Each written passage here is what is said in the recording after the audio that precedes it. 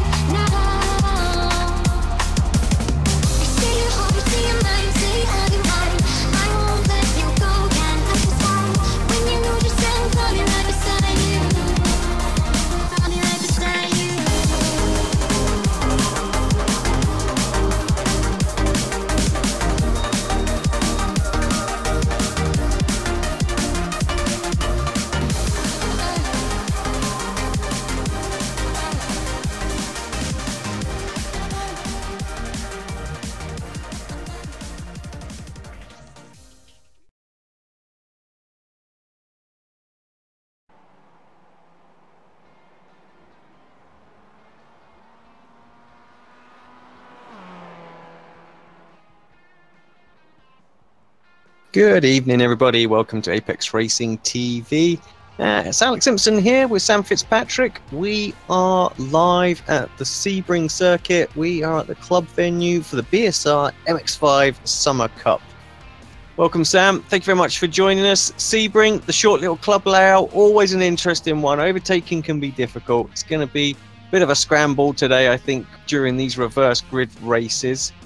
What's your opinion of this circuit? Well, I've never raced down here, and there's very few tracks which I haven't raced around. Although I hadn't raced around Silverstone either, and didn't even know the way around it. Not even sure the way around this one either. So it's a unique circuit. Like you said, it's going to be difficult to overtake. The pits is also a bit weird. The pit entry, of course, I'm not going to have to worry about that, hopefully, unless I get a bit of damage. But yeah, we're going to have classic MX5 racing, I guess. It's going to be super close up there. The qualifying times are super close. It's a short circuit. I don't know if we're going to see maybe even some lapping out there. The circuit's like 1 minute 15 or something. Yeah, 1 minute 12 the pole lap time. So I don't know if that's going to be a factor or not. But yeah, just going to be really frantic as we always see in this series. Yeah, I think you might be right. I think you might be in for a little bit of lapping here and there, depending on what goes on out there. It is going to be frantic in places. I think it will be a good race. I do prefer the shorter circuits with the MX5. I think the long GP circuits are very, very sort of, it's just they're a bit boring really, even though there's lots of position change going on, because you just almost guarantee an overtake is going to happen if somebody's sort of 0.4 or half a second behind. So yeah, I think it'll be quite an interesting one. And apparently, looking at the chat on the video post as well, there were some good practice races out there, so it should be interesting. Right, Sam, we've not got long to go. Would you mind just whipping us through the grid, and then I will talk very, very briefly, if we get the time, about some of the championship position. Yep, it's Jack McIntyre starting on pole position with Anwar Smith joining him on the front row, and it's Alessio Colonna in third, Steve Hefford fourth, Jamie Ayres in fifth, and it's Daniel Bristow, Alex Zerny, Tobias Cerny, Adam McNally, Ashley Beard, Nick McCann, Jack Ashton, Jack Regan, Adam Hedgecock, and Adam Delmont rounding out the top 15, with Ryan Walker in 16th. We'll be rooting for him up there. Yeah, always good to see our colleague doing well. While we're just waiting for the last few drivers to make their way to the grid. Oh my word, these default cameras are absolutely useless. Tobias Cherney is still leading the championship from Steve Hefford. It's Anwar Smith in third, still in Chepelevsky, Nick McCarron in your top 5, and it's Daniels, Ashton, Malcolm, Mears, and John Roberts in the app.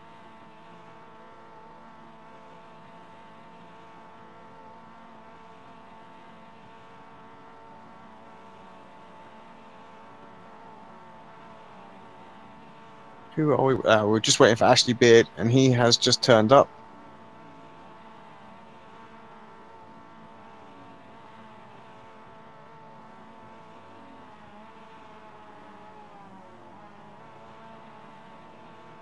I don't know who it is who's revving the absolute nuts off of his car out there, but he's not going to do it much longer because, well, one, we're going to get going, but two, I was worried we were going to blow up.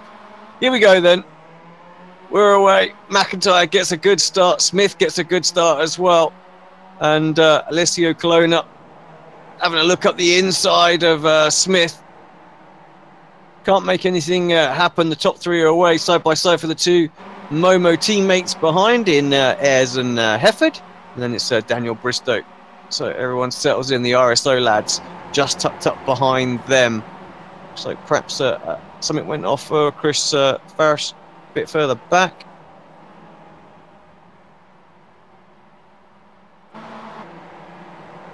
Yeah, a little bit of a poor start for Rob Graham as well. He went down 10 positions. But apart from that, it's been pretty clean out there. Stelian Chepelevsky, don't know why he started so far down. He did go up 6 positions, though, so watch out for him later on because he's one of the fastest drivers in this series. I have no idea why he's that far down, but yeah, wait for him to make his way up later on. But out in the lead, it was Ayres getting past Hefford, probably the biggest move out there. I can only imagine it was some sort of penalty or something that was going off for him. So maybe you didn't know the way around the circuit like me. Yeah, possibly. iRacing, come on. You've got to sort these auxiliary circuits cameras out. These are absolutely awful. You know, I know not many people go to the club layout, but oh my word, what kind of effort was put into here? 5-year-old could do these. So, well, I think Sammy said you might try and do a little something. Well, whatever I do is going to be better, isn't my it? So, God, I'm just watching it now. It's just like... Yeah, watching what? Some trees, a bridge or two? Oh dear.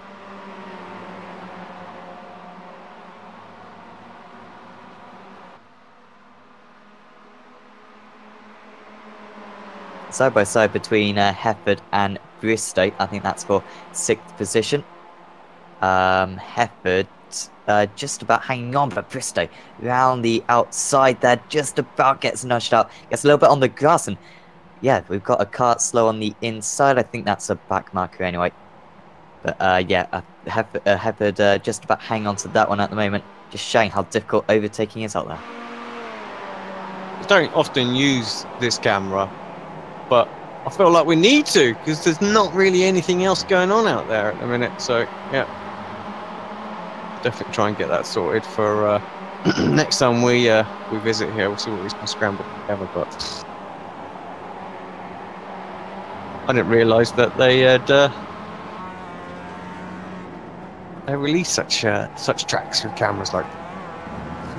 I've seen one broadcast around here, and I think the most notable thing about the race was the camera track. Yeah, it's pretty poor, isn't it? But yeah, at least we get a good old on-board shot of Tobias Cerny pushing his own brother, Alex. And Tobias has been so consistent this season, does mean that he's got the championship lead currently.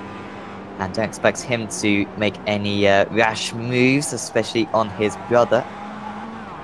And right now, this train quite happily staying put.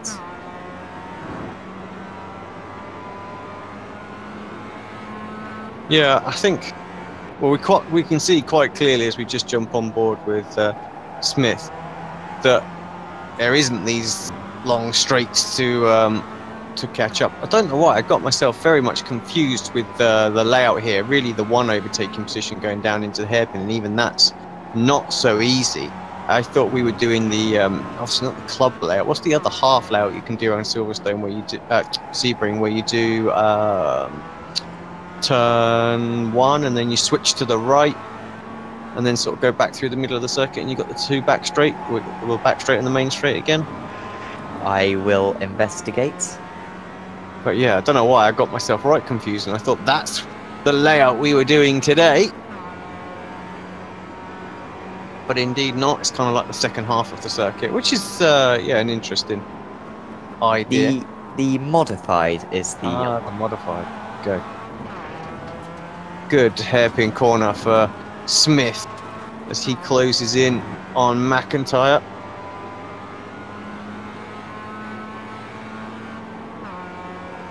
Has he really got to go for this move when he gets half a chance, do you think? Like, just got to, you know, half a chance, go for it, because that's going to be his only chance in the race, you think? I don't think so. I think he'll be there for a little while. I mean, obviously, 15-minute race, there's not an awful lot. So, you know, when opportunities do arise, you kind of do have to take them.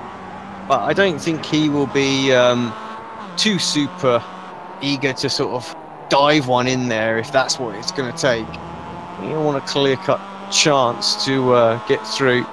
Of course, if we just take a look at the intervals, he's got Colonna and Ayres tucked up right behind him. So what he doesn't want to do is go for a move that's going to instantly put him under the cosh.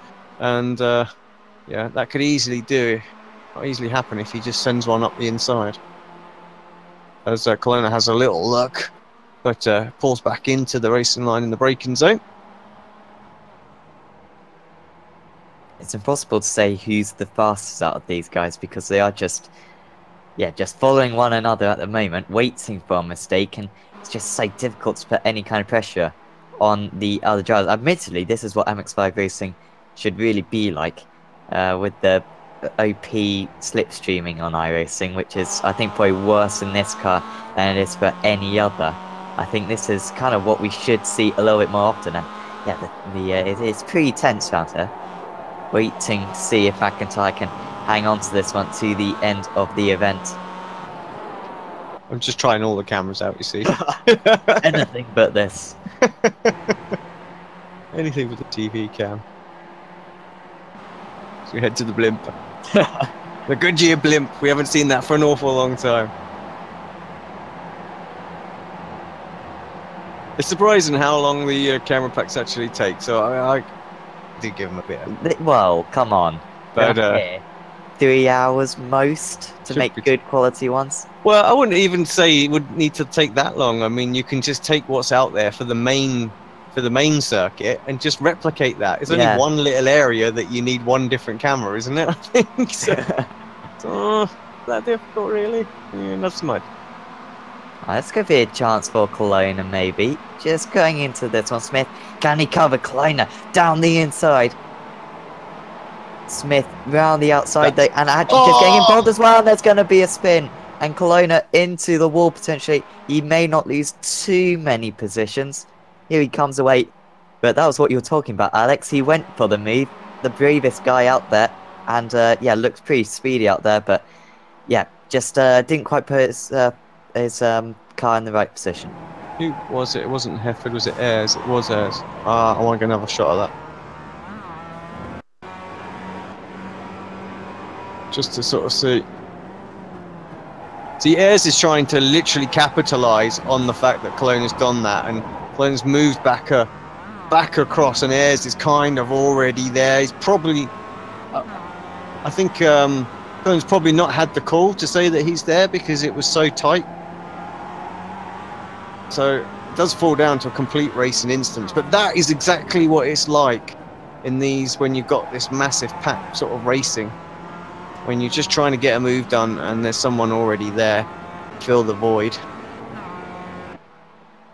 Christo's just got past Cerny, by the way. And they're still side by side, I think.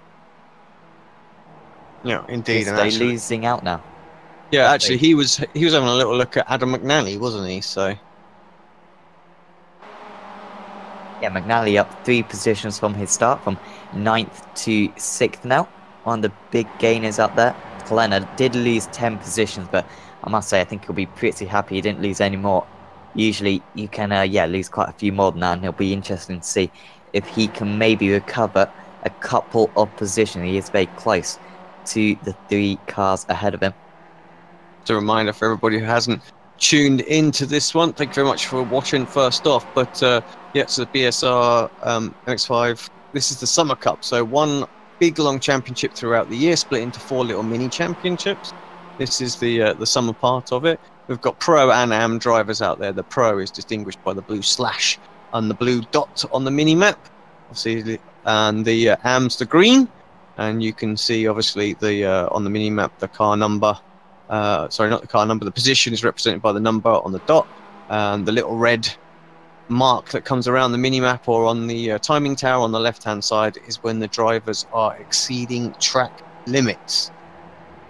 Yeah, 4 races tonight. We have a reverse grid wheel at the end of this race, and that will shape up for race number 2. We'll have about a 10-minute break, maybe 15 minutes. While we get the next sessions loaded up, and then the guys will go at it again. So we'll have faster guys coming through on the slower ones. So we have a chance for some random winners, but of course we have a lot of action-packed racing, and it can be a little bit messy in places because you know, just not a normal kind of sort of layout of racing with these fast guys coming whipping through, and yeah, we can have the odd major accident, especially at circuits that are known to be difficult to overtake, and it's not looking particularly easy to overtake. Yeah, anything but. That's pretty much the longest straight that we just passed. He's that going for me. Reagan going past McCarran.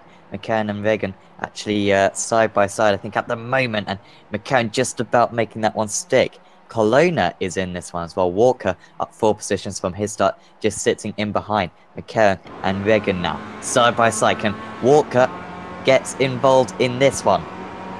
He's just behind, he's looking to the inside, hoping that they'll just make a little bit of contact round the outside. Was Colonna, I think, and they're still rubbing a little bit. McCarran, though, pulling ahead at the moment. So Reagan pulling ahead at the moment, and Colonna gets Walker. Yeah, you can see clear all the time in that rear view mirror. He's alive to what's going on. He's almost got caught out there. It's go time for him because he literally has been shuffled back down the order. We're a bit frustrated, I think. He's got a Momo car in front of him that, you know, I'm sure he'd just love to send into the normal international layout.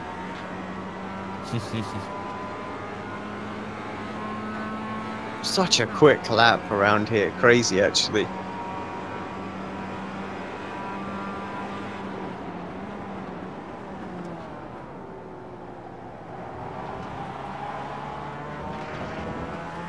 Colonna could have another one here.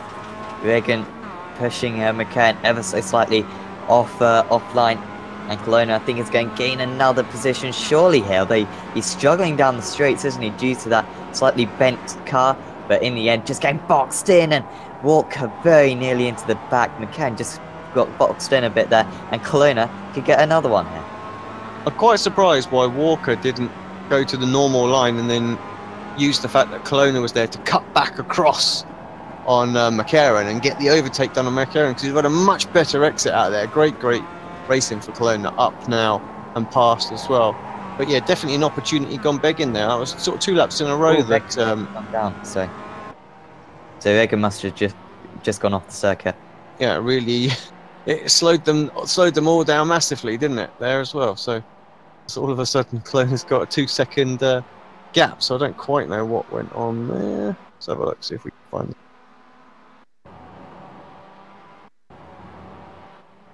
And a better camera.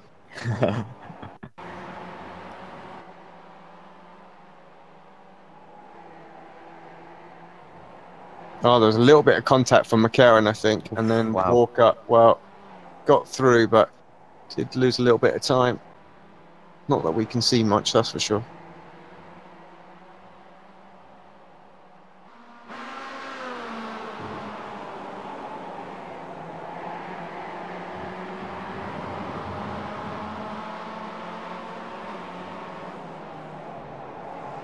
So Smith, yeah, sorry. Smith and McIntyre still going at it, but it's actually Hefford that seems to be on the charge. Looking at Hefford's lap times, he's just a fraction quicker. Seen a couple other people dropping down the timing order as well. Max Wright, one of those. Michael Key, another. Key might be a connection problem though. You can see that slipstream effect, to be fair, down that straight, taking its toll. If he can just get within maybe, I don't know, maybe 2/10 coming onto that kind of straight, he'll be right in the mix at the end of it. We've only got 20 seconds to go. Will they get in another lap? I doubt it, so this should be the last one.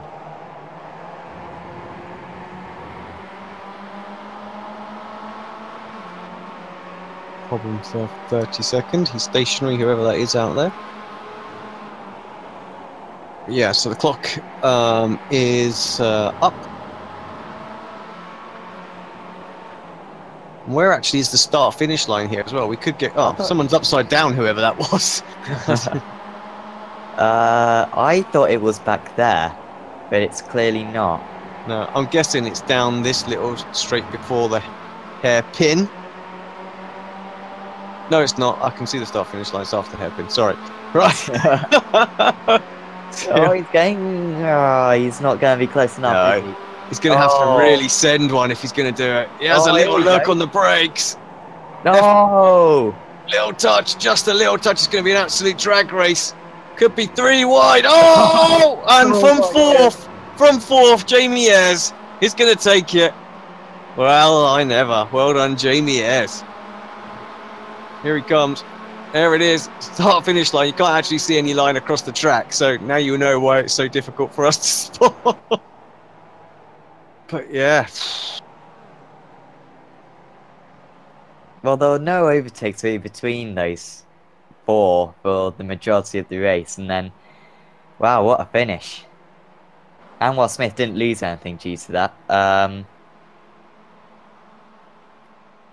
just seeing where everyone else ended up. Yeah, they're all sort of coming across the start-finish line now. Good little group between Lundgren, Roberts and Scott Malcolm.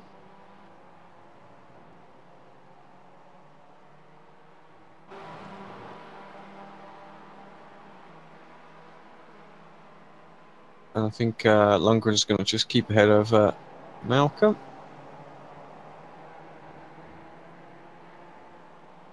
Right, let's take a quick look at that back. What's going to be the best position? I think like Chopper or something. Yeah. I think you might be right. There is just a little nick there, isn't it? McIntyre does well to save it, gets back going, but all the momentum's gone. And then all the Momo guys want to win. And nearly cost it for themselves. Yeah, exactly. And unfortunately, that's what took McIntyre out completely. His teammate trying to send it 3 wide.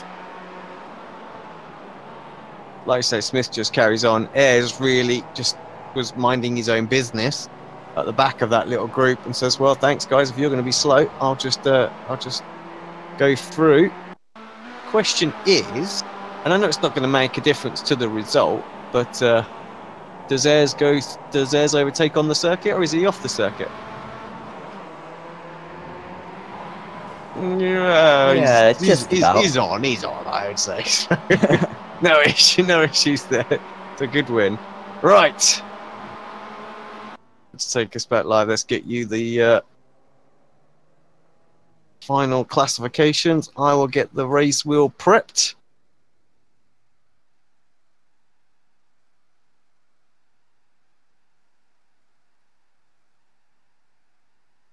Right, please take us through the final results, if you would, Sam. So, Jamie Ayres, somehow from 5th on the grid, wins this race 1 of the evening, with Anwar Smith ending up in 2nd position. Steve Hefford will be pleased with 3rd after a not-so-good start, with Adam McNally in 4th, next to Tobias Sherney in 5th, Alex Sherney in 6th, Ashley Beard in 7th, Jack McIntyre in the end ending up in 8th despite leading all but one corner of the race. Daniel Bristow ends up in 9th with Alessia Kalena in 10th minutes. Craig Evans, Stelian Chepelewski goes from 34th to 12th. Wow, what a drive that was. Jack Ashton in 13th, then Ryan Walker, Nick McKern, William Daniels, Jordan Giddings, Adam Delmont, Lee Berridge, Carl Hardy, Craig Jones, Alex Robbie, David Ayres, G. Giles. So I think I may not have the right name there, but Max. Yeah, I don't understand why I have it just as G. Giles as well. Oh, okay, I didn't know if it was some kind of project file thing, but yeah, he ended up in 24th with Max Wright in 25th. And that's John Roberts, Robert Lundgren, Scott Malcolm, Michael Key, Michael Barry, Chris Parrish, Rob Graham, Tyler Hugo Vickery, Jack Regan, Adam Hedgecock, Peter Knowles, Taylor Lane, and Kip Stevens in 38th place, who did not take the start.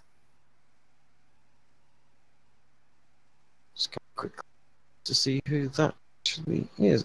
G. Giles. Is G. Giles in iRacing? Brilliant. Yep. Well, that doesn't help us at all, Mr. Giles, does it? So let us know your misses, It could be a missus. See what happens when you do that? Yeah.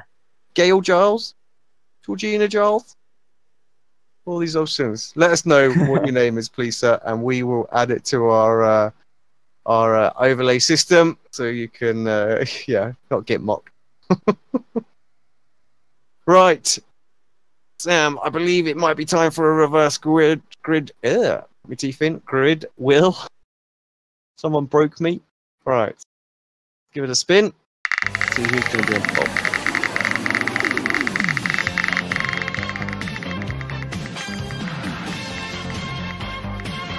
Well,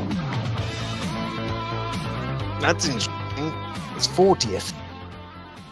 Everyone. So Rob Graham. Yeah, I think you're right. Rob Graham will be on pole. So who was 32nd? It's Chris first. Mick Barry, Michael Key, and then Scott Malcolm as well. So yeah, it could be an interesting little grid. Of course, it's difficult to get by here, so I'm going to struggle to see those really, really quick guys making it all the way back to the front.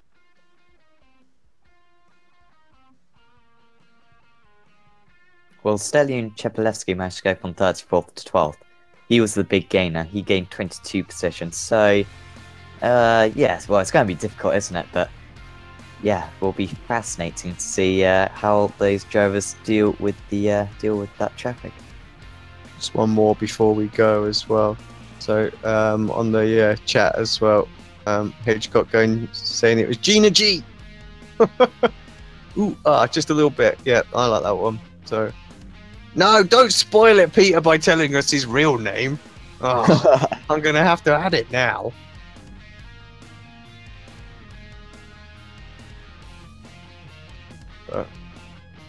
Right.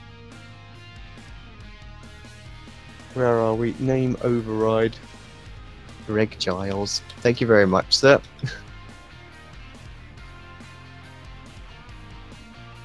I definitely should have put Gina G in.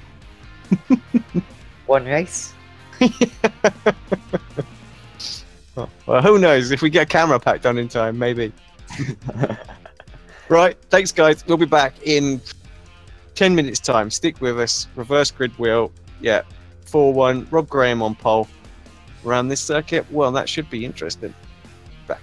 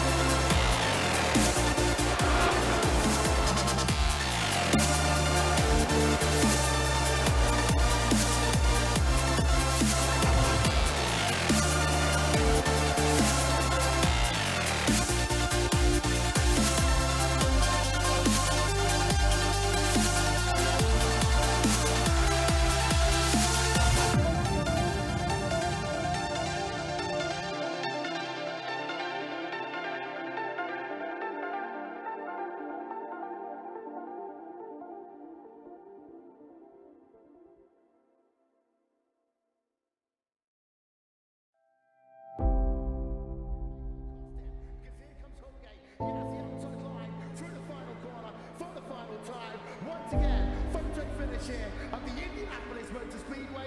Will it be Tim Hogan? It's going to be Christopher Demerit at the line.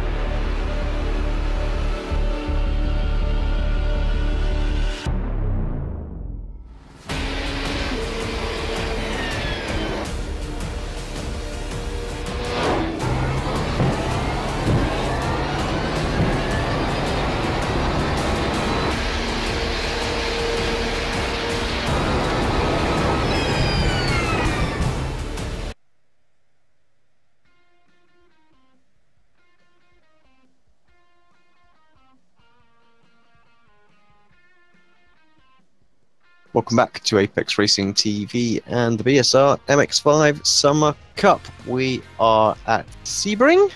It's the club layout, which is very unique indeed. We haven't quite got the camera packs finished for this race, but we should have it for race number 3 and 4. On the pole position, we have Rob Graham, who's just making his way to that pole position right now. Chris Ferris is in terrible pronunciation. Sorry, mate. Is in second. Then Michael Barry, Michael Key, Scott Malcolm, Robert Lundgren, followed by John Roberts. Then it's Max Fright, Greg Giles, Dave Ayres.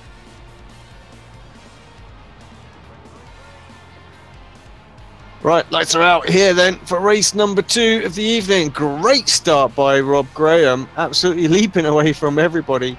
Mick Barry jumps up and into second place as well. John Roberts has jumped to the pits. I'm not quite sure what's happened to Roberts. But yeah, leaping away. Oh, this sounds pretty hairy. Yeah. I heard something in the background, but wasn't quite sure. There's a little bit more up front as well. Just see if we can get a replay of exactly what happened. Robert Lundgren was involved in it, I thought. Anyway, maybe not. People going off, and then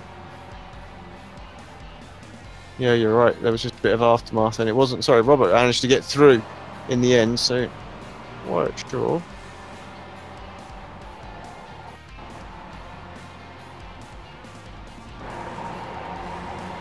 So a couple of separate little incidents. Craig Jones, I think, is going to be involved in something here as well. Yeah. Oh wow, that's really weird, isn't it? Just all sort of constant. There's just no room there, isn't it, where it cuts through? I think that's the problem. Look at it. Look at how tight and manic it was, and I'm not surprised there was an accident there. There's just no room whatsoever. Right, back to the live action then. What have we got out front? Well, we've got Rob Graham with a 0.7 of a second lead. Mick Barry's 1.9 seconds ahead of third. Can you see how many places Jack McIntyre's gone up? Holy maloney. So, 19 spots. Let's bring the graphic up. Here we go. So, yeah, up 19. How did he do? I got to watch that back because that's lap 1. We will watch that back at the end of this race, I think. See how he managed to get that done. So, that is just insane.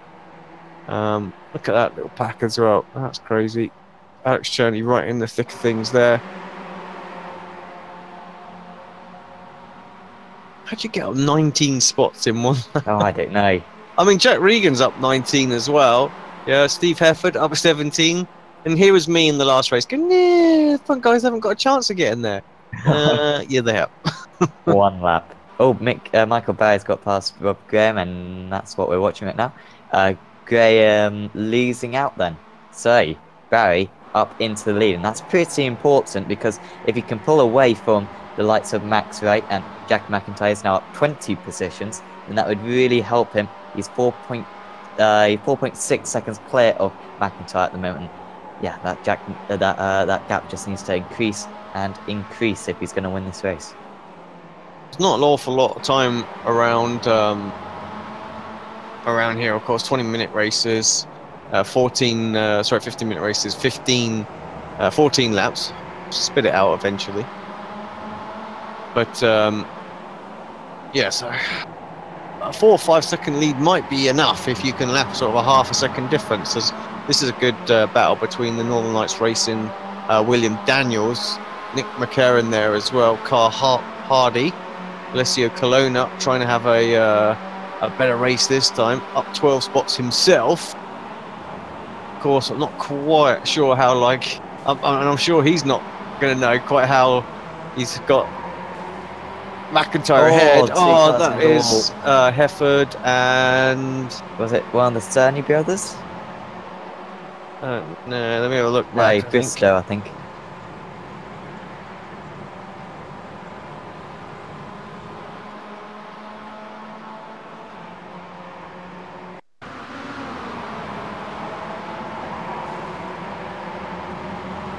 I think you might be right. Oh, Hefford hit the wall hard as well. Oh, Michael Barry's falling down the field now. No, he's not. He's still in the lead. Sorry about that. Timing screen just had him falling down the field. But yeah, here's William Danielson. P9 up 8 positions. Alessia Kalena now up to the front of this pack. Well, I say at the front of this pack, he's still got Scott Malcolm to overtake quickly. But Daniel is actually fighting back against Kalena. This wasn't exactly in the script. Alessio super quick in race 1. But here comes Daniels on the outside, overtaking Galore in this second race. Daniels a little bit later on the race, in fact he wasn't. And Kalena can easily hang on to that one at heaven. Got some damage on the rear again, so it's been bumped and bashed around in the first 2 races of his BSR MX5 career. McIntyre put the fastest lap of the race in a 1:12.99. Yeah, 4 seconds is not going to be enough. Well, you're right. Yeah, I'm right. Because if we jump on board with McIntyre already, surprise! So, yeah, absolutely phenomenal. Couple of laps from McIntyre. He literally caught that whole gap up in 1 lap. At 5 of 14. Going to need Max Wright to absolutely defend like a madman to try and keep McIntyre behind, I feel. Michael Barry's more off the circuit than he is on. McIntyre may have to go off the circuit if he's going to make this move on Max Wright. Max Wright's left himself super vulnerable and he could be boxed in. Max Wright trying to go around the outside actually of Michael Barry. Where is McIntyre going to fit into all of this? He knows he can just pick and choose when he makes these positions. Although he's yeah, trying to get past Wright. Barry holding on for the moment. Should have the inside for the next one. McIntyre surely will not make this one 3 wide. He's got this one, you feel, in the bag. He's still going to make it 3 wide though. Just backs out in the end. Wright still going around the outside. And actually, he's going to take the lead here. Michael Barry's going to be under pressure from McIntyre. Can Barry repel the attack? McIntyre round the outside. Barry, oh, he's pretty late on the brakes. Ooh. Even later on the brakes was Rob Graham. But McIntyre should pull ahead into P2. Yeah, it does indeed. Thought for a moment it was going to get a cheeky little tap from behind from Rob Graham there and upset the braking, but it just about got it done, did Graham. 23 spots now as well. So Alex Cherney is having a battle with Colonna at the moment as well.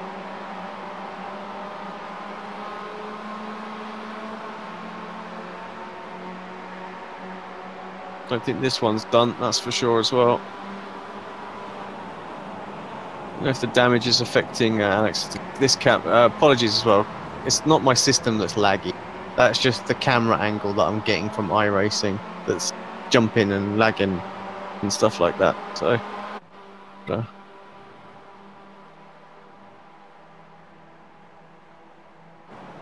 Mick Barry and well, that's Rob Graham running wide out there. I don't quite know what happened there, but it's killed all of his momentum. I think he's going to get passed round the outside by Robert Lundgren.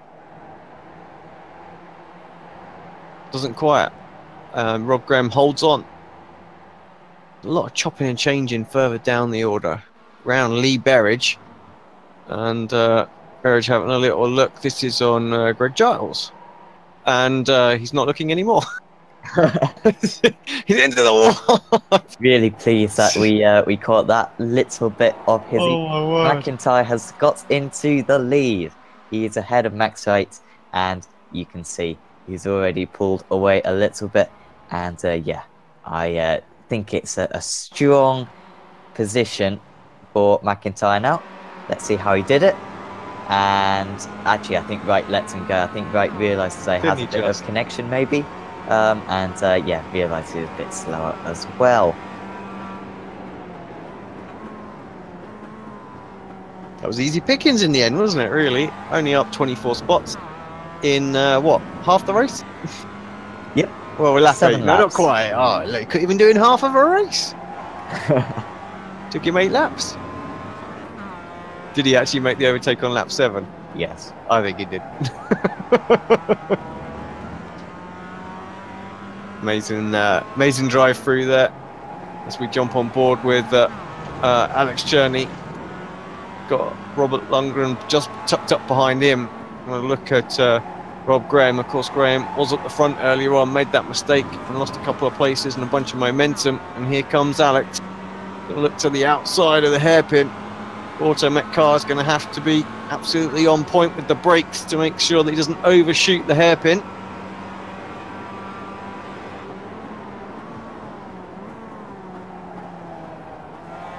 Oh, and actually bang on, but Alex gets a much better drive out there, and I think he will get this move pretty much finished off. Indeed he does. Side by side between Kalena and Lundgren now. Kalena on the outside is that, and there's going to be contact as well, and Graham's around. Kalena's going to get involved. I think that was Smith as well making a little bit of contact. They've lost a lot of time and momentum, which is going to lose them time down this one kind of flat out section of the circuit. Yeah, Regan got through. That's what you like. That's what it's all about. It's all about the momentum that they lose, and also having to defend absolutely as much as he can. And he's actually got a really good run there on Scott Malcolm. Let's get up the inside of Malcolm. Auto Met car can be quite wide sometimes. Oh, and just gets absolutely wiped out from behind as Kalona. What happened there? I don't know if he got disqualified or something, but he got... Well, he certainly did get disqualified, but he just got hit from behind. I don't know who it was who hit him. Just switched across, didn't he? And it's just a bit of a weird sort of... I want to call it like lag, the way that it kind of like sent him spinning like that, because that kind of a contact surely shouldn't send the car spinning like that. They were just sort of crossing paths. I think it was Malcolm. One way, one going the other.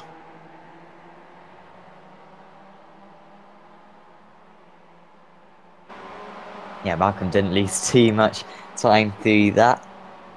But yeah, Kalena, he had a struggling Silverstone round, I think, as well, where he couldn't quite get the results together. Having another one of those days, unfortunately, and unfortunately isn't going to get in the reverse grid for the final race of the day. Michael Barry's really fighting against Max Wright now. No, he's not. Max Wright's under... Michael Barry's under pressure from Alex Cerny. Instead, here comes Cherney around the outside, going into the hairpin. And this should be pretty simple for him. Michael Barry not putting up much of a fight. And actually just side by side as well between Regan and Lundgren. And Regan making that move as well, up 29 positions himself. Lundgren back to where he started in P6.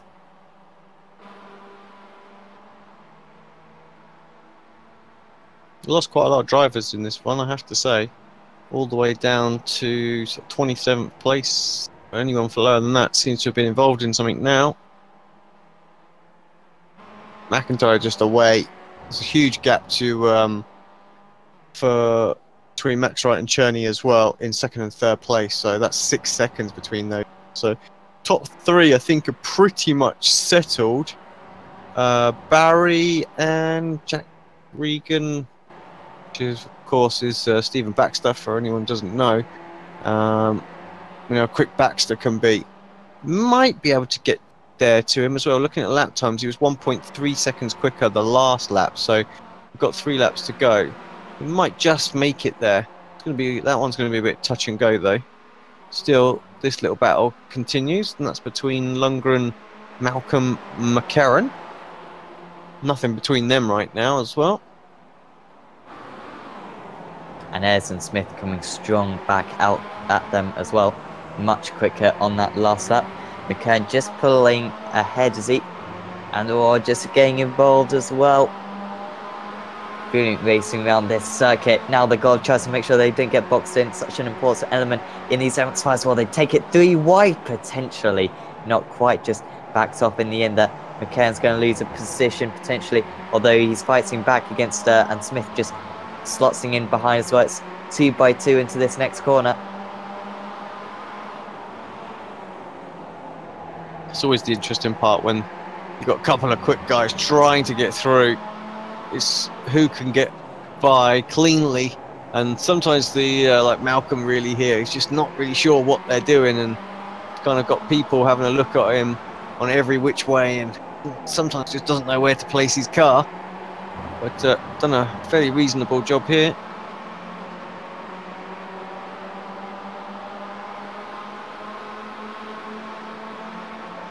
Well, I think going to get had by Smith around the outside on the brakes. That's good from Smith. You can see the confidence he has in the car, getting it stopped. Now it's McCarron on Robert Lundgren.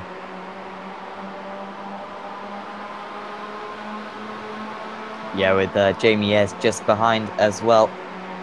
McCann to the outside. Lundgren so early on the brakes, unfortunately, and he could lose a couple of positions. Smith is going to go through if he's possibly got a chance, and there's contact between the two of them. I think may have been a little bit of netcode, I must confess. And actually dropping down a couple more positions is Lundgren then. So down into P10, lost, was that 4 positions in 2 corners? At 13 of 14, then where's our leader? He's got, what, just this one more corner and then 1 lap to go. You can see on the map the gaps out there, really pretty smooth sailing for McIntyre. Don't really know how it was smooth sailing when you had to come through so many people. Oh, these guys are battling again. That is Ayres and Smith. Smith got a great run, gets past Ayres. Good job from Anwar, considering that he was really he really lost out due to a concertina effect at one point, where a spinner, and he kind of just hit that spinner and lost about 5 positions, and that was only a few laps ago. He's up into P8, so P7. Could he get McCarron? Maybe. Barry having to defend against Regan again. I don't think he's going to stand much of a chance, I must confess. No, like I say, it was quite considerably quicker, 1.4 seconds last few laps, so had made it to him on the last lap. We said it would be quite close in the end, and here it is. And a little wide for Barry, having to take the slightly tighter line in. What can Jack do?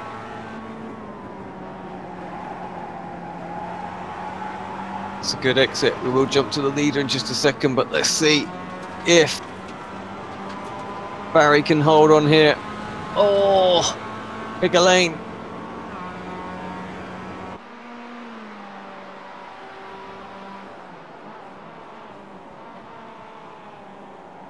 Right, to the finish line, just as that was happening. I can't believe I had to cut away from it there, but here comes Jack McIntyre for the victory. What a great drive from him. Second place, Alex Journey. That's also epic. Max Wright has problems. He's running out of fuel or something. Maybe a slowdown, but it's cost him at the start-finish line. So Regan is the one that takes 3rd position from Michael Barry in 4th. Then the rest of that pack came scrambling through. There's a couple of little battles still going on out there. Tyler Hugo Vickery also having issues on the final lap. And chugging to the start-finish line. He will make it, just. Needs a bit of help here. Come on, guys. There's a couple of times he's run out. Do you think he's going for a reverse grid pole? Ooh. Wow. Is that against the rules? I don't know. I feel that should be... Oh, he's not going to make it, is he? No. Well, he'll be 1 lap down at worst. So... To be fair, I think he is genuinely out of fuel. Is McIntyre still out on track? Just thinking, come on. Give him a bit of helping hand. Yeah, come on, Jack. Send him across the line. Ah. Oh, missed. Who was Journey? next? Smith? Yes, here we go. No, he's not. Straight into the pit. Yeah, now I think if you... Well, he's going to cost 1 lap down, so he will still be able to get that grid. Right, let's bring up these final results. Call them through, my friend, and then we will get this reverse grid wheel done. So Jack McIntyre takes the race victory in the end. That race 1 issue maybe helped him a little bit in race 2, but he fully deserves that. If he did not deserve the first race, which he also did, 25th to 1st for McIntyre. Cherney went from 27th to 2nd, with Regan 34th to 3rd. Michael Barry finished in 4th with Max Wright in 5th. Anwar Smith did well from 31st to 6th. Jamie Ayres 32nd to 7th. It's Nick McCarron in 8th with Scott Markham 9th and Robert Lundgren in 10th. Then it's Taylor Lane, Adam Hedgecock, Rob Graham, Ryan Walker, Stelian Chepelewski, Craig Evans, Greg Giles, that's it. There you go.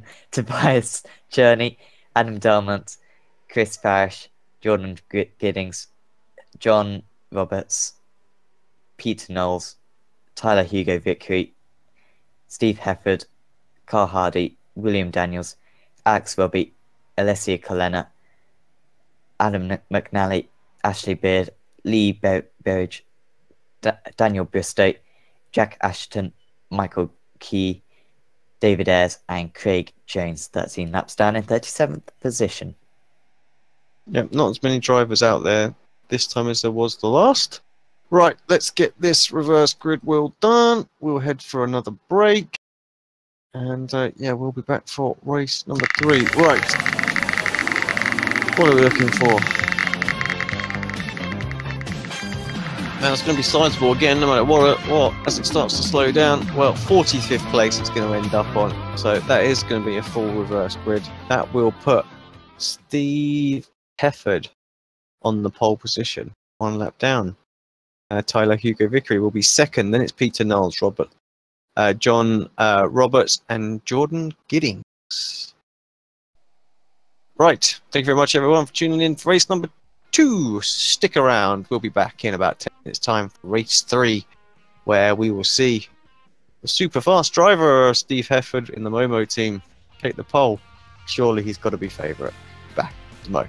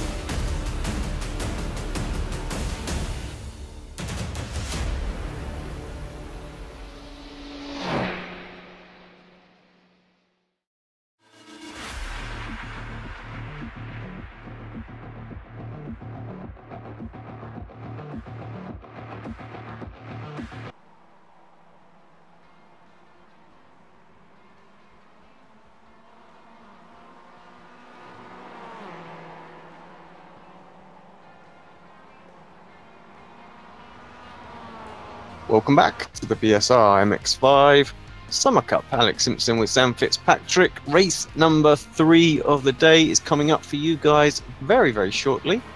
And yeah, we had another sizable reverse grid. And yeah, it's going to make it quite interesting to see once again if the likes of McIntyre can get 19 places in one lap. We never did look at that one back. Bit of a shame. Forgot about that actually. Could have been impressive to see how he did that. But yeah, same again really for him, Sam. And you know. Yeah, definitely. And he thoroughly deserved the first race, didn't he? So to come back in that second race, even if he was a little bit lucky on the first lap, missing a couple of incidents very closely, then yeah, he probably deserved that second race victory. And yeah, he's not going to be the only one up there. Yeah, a few quick drivers. It was Steve Hefford, wasn't it, on the pole position. He was excellent at Silverstone. Not so strong today, I'd say, although I think he did get a podium in race 1, to be fair, so he's going to still be super competitive. And I think, yeah, Steve's going to fancy his chances in this last one. He'd be disappointed not to take the race victory, but yeah, we'll have to wait and see. A big shout out to everybody who is watching live, who watches it back, whether it be on Facebook or on YouTube or iRacing Live Archive, anything like that. Yeah, thank you very much for tuning in. Please help the channel by supporting us. Give us a like and subscribe, or you know, hit the like button on Facebook. Either way, it really helps us grow the channel and yeah, get our reach out there, and really just sort of expands the reach of sim racing. We'll start sharing everybody's work each way and whatnot, so it's all good. But yeah, begging over and done with. Thank you. It's time for some racing. Oh dear. Steve Hefford is on the pole position, like I said earlier. Tyler Hugo victory second, with Peter Knowles third. It's John Roberts, Jordan Giddings, Chris Parrish, Adam Dolmant, Tobias Cherney, Greg Giles and Craig Evans in 10th place, and we have a proper camera pack. Yay, thank you, Sam. Oh wow, we are away and racing here. That caught us out there a little bit by surprise. But yeah, Hefford with an absolute storming start. And yeah, well, I think it's going to be difficult for anyone to get to him in this one. Good little bit of battling further back. That's Peter Knowles, I believe. That we're looking at there. He's now got Adam Delman on the inside of him. And Knowles dropping down the order as well. And a few others struggling out there. So down 6 already. Big movers in the top half. It looks like it is Smith, who's up 5 spots already, so he's flying too. Oh, a couple of paints dropping in. Yeah, Smith will be quite pleased that he's in front of that big pack behind. You can, you know, quickly hop onto the next few cars, and look at that, Smith straight down the inside, super decisive. And sorry, Robert, there's lots going on everywhere, and I'm just trying to keep up with it all. Yeah, John Roberts going through. It was for second place. That was on Tyler Vickery there. Thank you, Tyler, for letting us know just to use your first and last part of your name. Oh, someone dropping down the order. Robert Lundgren. How is it? It's always Robert. Always involved. We should just literally glue the crash cam onto Robert's car. So whenever we need to see some sort of crashes, we'll just jump straight to it. Something else going on ahead as well. Oh, Bosch. A couple of people struggling there.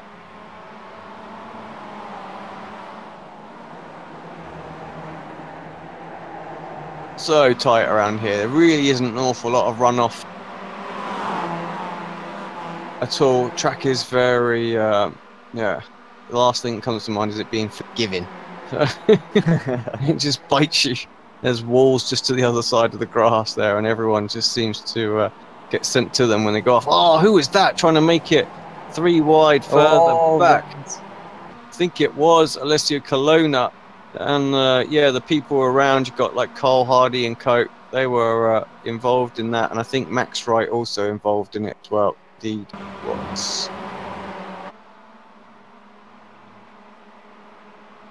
A few people jumped back to the pits as well. So Malcolm and Lundgren serving out, trying to get their car repaired, perhaps. But yeah, focused on Delmont right now. He's got Tobias just behind him, our championship leader, of course.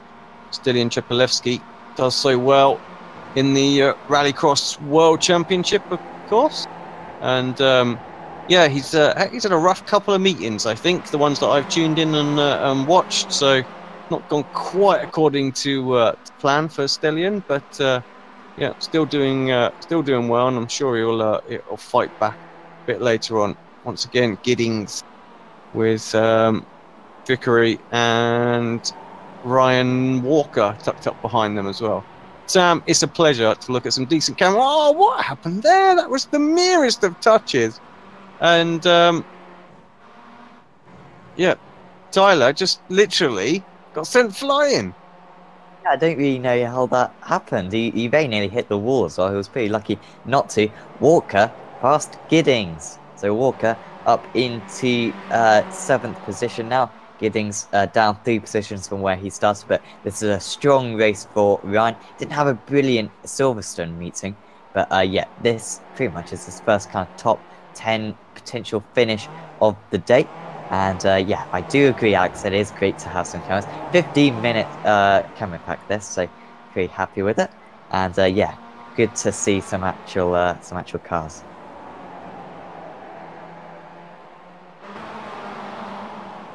This is a fairly tasty battle. This is for what is 11th.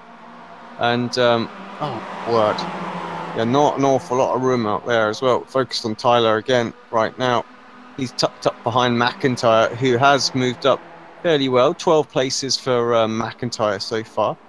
You see that on the timing chart to the left. Wow. Everyone, Constantina's up there, 3 wide, going through the hairpin. Someone gets spat off to the left. Who was that? That was Adam Hedgecock, who finds himself spinning.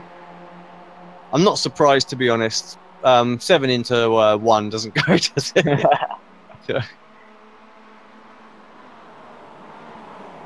Yeah, so McIntyre now up 13 to 12th. Definitely could get a top 5 out of this one. Not sure too much further up the road, though. Hefford flying out there as well. Roberts looking pretty good. Good battle here as well. But this is between Ayres and Smith. Of course, these two battled the whole first race tonight. And it will come down to the final corner. So no slouches as Smith takes a look up the inside. I think he caught Ayres a little bit napping there. Good move. Managed to make the corner stick.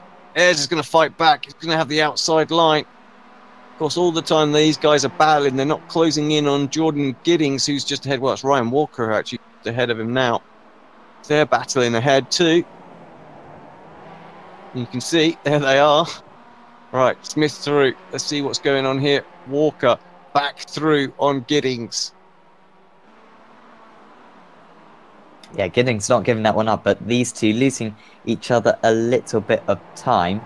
And yes, yeah, Smith and Ayres are going to be pretty close to these guys later on, not to mention McIntyre, of course. 6.5 seconds behind these guys. Yeah, that's very catchable. So they've got to kind of, work together maybe a little bit, because the cars ahead, you can see, all in a big old pack, and going to be losing each other quite a bit of time. Yeah, I'm sure. Yeah, exactly. If they can just, let's say, get a few solid laps underneath them, they could close this down. I mean, the last lap where they're battling, they're about on even. So you're right. Just get some good clean laps in. They might well be able to catch back up to these guys, because they're starting to really go at each other now. Delmont at the front of this group. Tobias trying to have a little look on the outside again. Will he get it done? No, Delmont's good on the brakes. Doesn't really give Tobias the opportunity.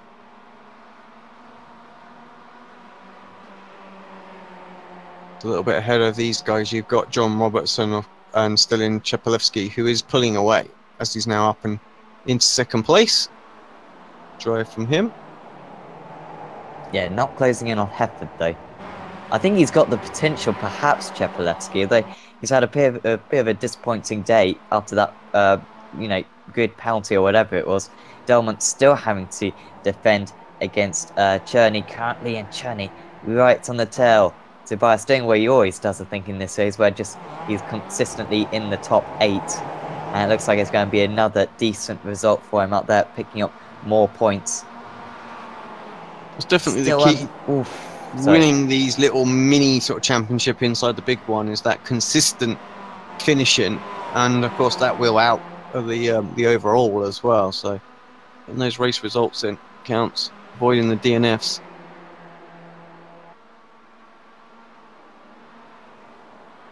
Driver into the pits. There's a good little battle here as well. This is Alessi Colonna, Greg Giles, Jack Ashton, Rob Graham. Oh, I've just stepped away, didn't I, from this? And I think we might have an accident being reported on the event viewer. What happened? Oh, collision, Bosch. That's not too bad. That could have been a lot worse. But what it was great for, it was great for Ryan Walker as he's through and scampering away from the guys behind. Perfect timing. We said that he might be able to catch up if he can just keep his nose clean for a few laps and the guys weren't battling. Well, that's exactly what happened. And he got through all of them up and into 4th place. 8 places gained for Ryan. Yeah, of course, Giddings as well following him through.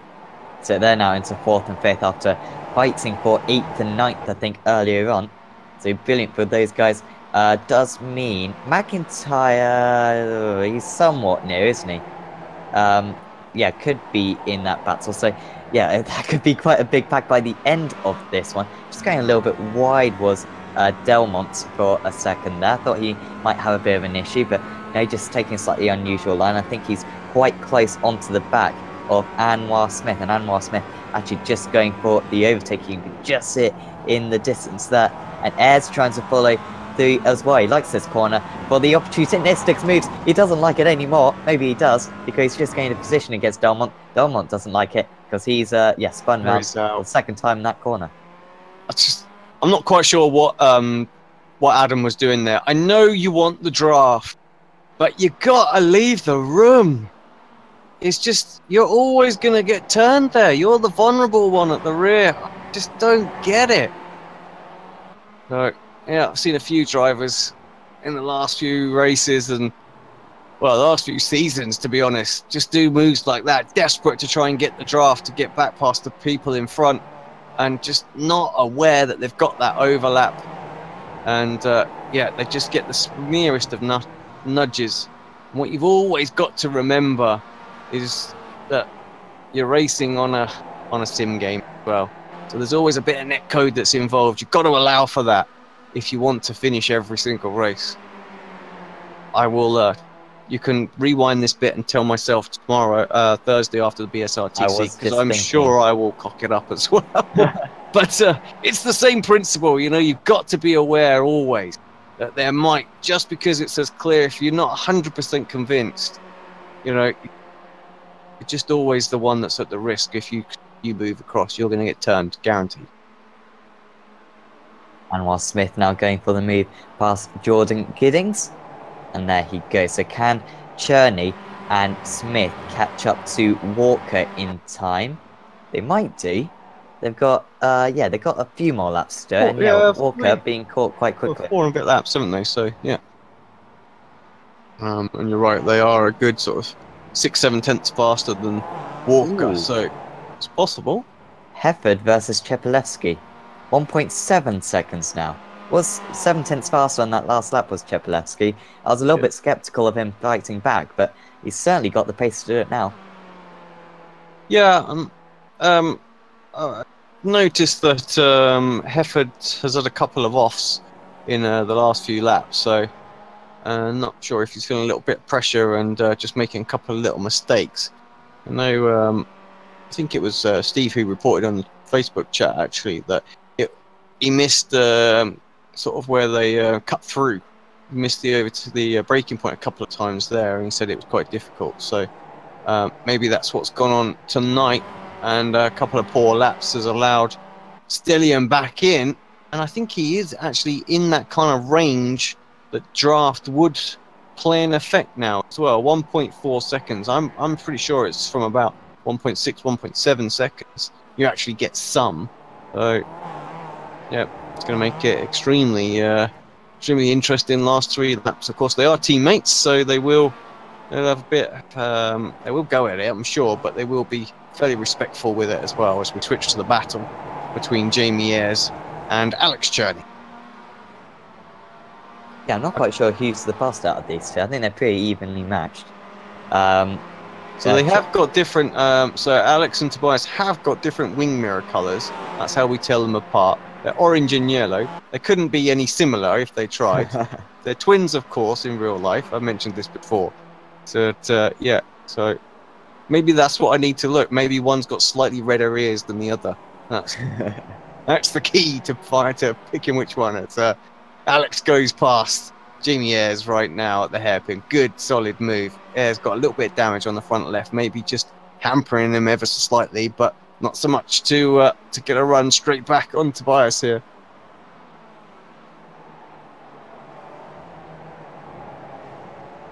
Just ahead was McIntyre getting the move on Giddings.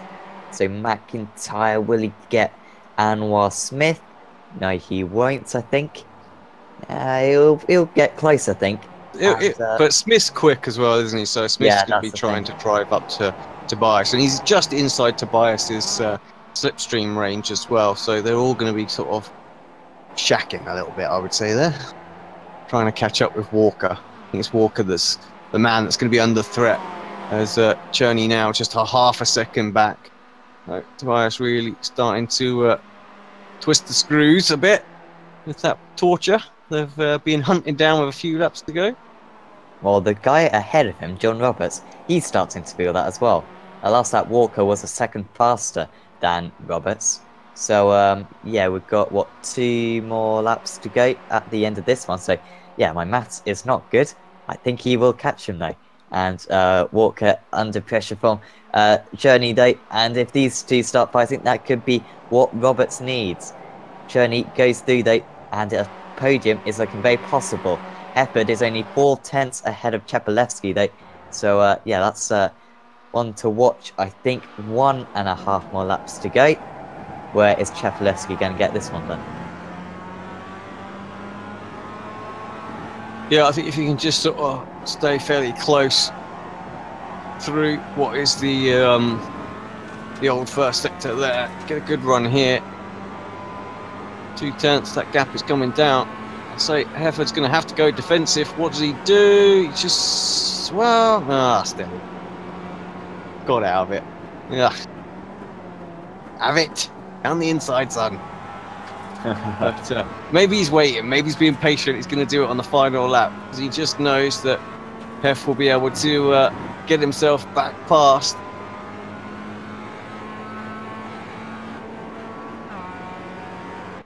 He's kind of got one more big chance, hasn't he? Because it's either down here or at the hairpin. We've only got one more lap to go, though. So, he's getting close. Can he dip to the inside, maybe against his teammate Steve Hefford, who covers it a little bit? Stellion, though, desperately trying to find the outside there when there wasn't really one there. Not a chance going into here. He could maybe go for a sneak attack into one of these corners, but he's not that close. It's going to have to be some move at the hairpin if he's going to get this one done. Yeah, he was close to the last lap, so I think he had a better chance the last lap. Heff really just goes for it there. And I think Steve is going to be a little bit under pressure, but is he going to defend? Does he feel the need to defend? Is his teammate just going to lift? His teammate lifts. Stellion, come on, race him out to the end. You've got yourselves a nice 3-4 second buffer there. 7 second buffer, in fact. Could have had that. You don't. Here we go then. Synchronized finish to the line for the Momo lads. 1-2 for them. Good drive. Taking anything away from them, but what a fantastic run through for Stellion to catch back up there, up 9 spots. John Roberts holds on for his podium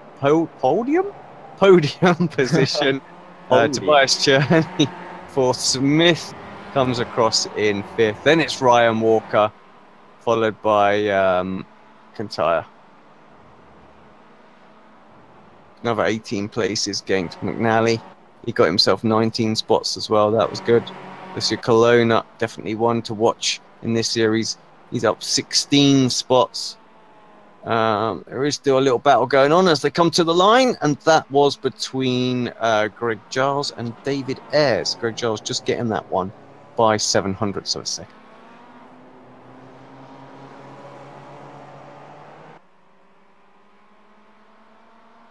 Who we got still out there? We've got a couple of drivers still out there.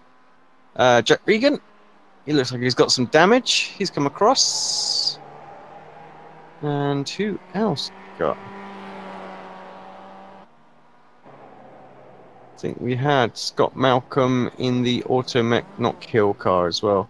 No, he's retiring. That is it. All right. Third time for the night then, Sam, if you would please take us through the final results. Steve Heppard wins from pole position up there ahead of Sterling Chepelewski, who in the end, I don't know if there's a bit of team play there, but great effort still from Sterling to fight through the field to second position, with John Roberts in third. He did was hang on late on ahead of Tobias Cherney in fourth, and while Smith overtook Ryan Walker on the last lap, Jack McIntyre couldn't quite do that in seventh, with Alex Cherney in eighth from 24th on the grid. Then it's Jamie Ayres in ninth, Jordan Giddings in 10th. Behind that, it's Adam McNally, Craig Evans, Alessia Colonna, Nick McKern, William Daniels, Jack Ashton, Greg Giles, David Ayres, Craig Jones, Daniel Bristow, Chris Barish, Tyler Bickery, Jack Reagan, Carl Hardy, Taylor Lane, Alex Robbie, Peter Knowles, Michael Barry, Scott Malcolm, Adam Delmont, who we saw had a couple of spins, Rob Graham, Michael Key, Max Wright, Adam Hedgecock, Lee Berridge, and Robert Lundgren rounding out the 36-car field. Right, let's leave that up on screen for the moment. Let's get the wheel straight up. We'll give it a spin, and we'll see who is going to be on the pole for the final race of the night. Could be a smaller one. Is it going to stay, or is it going to tickle over?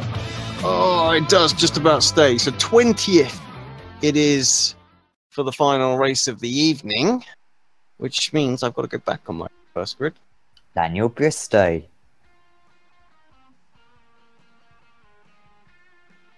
Second position will be Craig Jones, with David Ayres and Greg Giles in third and fourth. Yeah, that looks quite an interesting grid. That gap in that race was fairly close. Good, reasonable cluster of cars there, so that could be an interesting one. But John William Daniels has looked fast as well. He's in strong position to come through. Nick McKerron too. Alessio Colonna. They've all got good potentials for podiums in this one. Very quick. And then, of course, yeah, the really quick guys again right at the front that seem to manage to make their way up there every race. So should be a good one. Stick around. We'll be back in about 10 minutes time for the final race of the evening here at Sebring Club Circuit with the BSR MX5 Summer Cup. Tunes. We'll be back in a sec.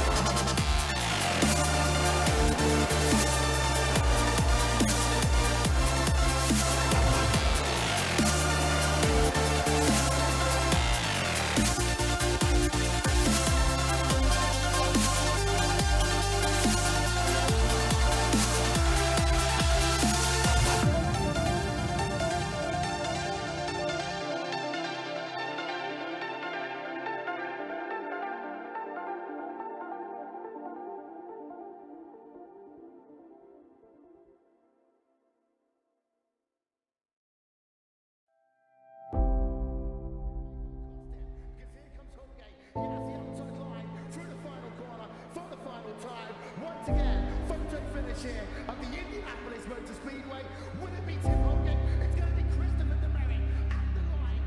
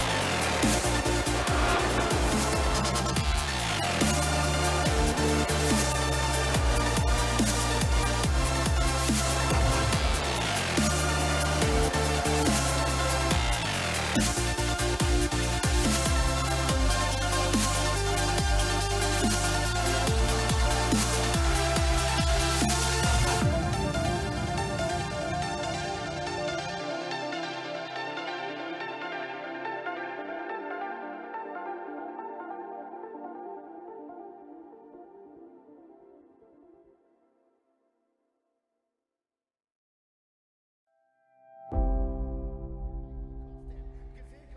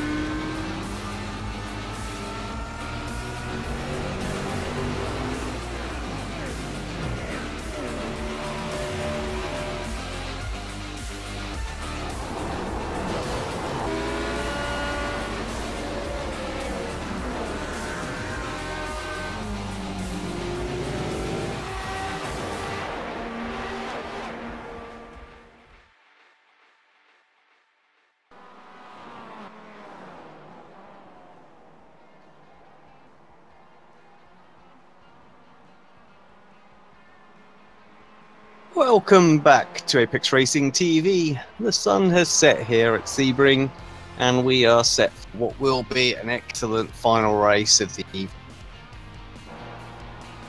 Sam Fitzpatrick, he's with me as always. I'm afraid Woody wasn't able to join us tonight, so apologies for building up the hopes on that one. So we didn't disappoint too much though.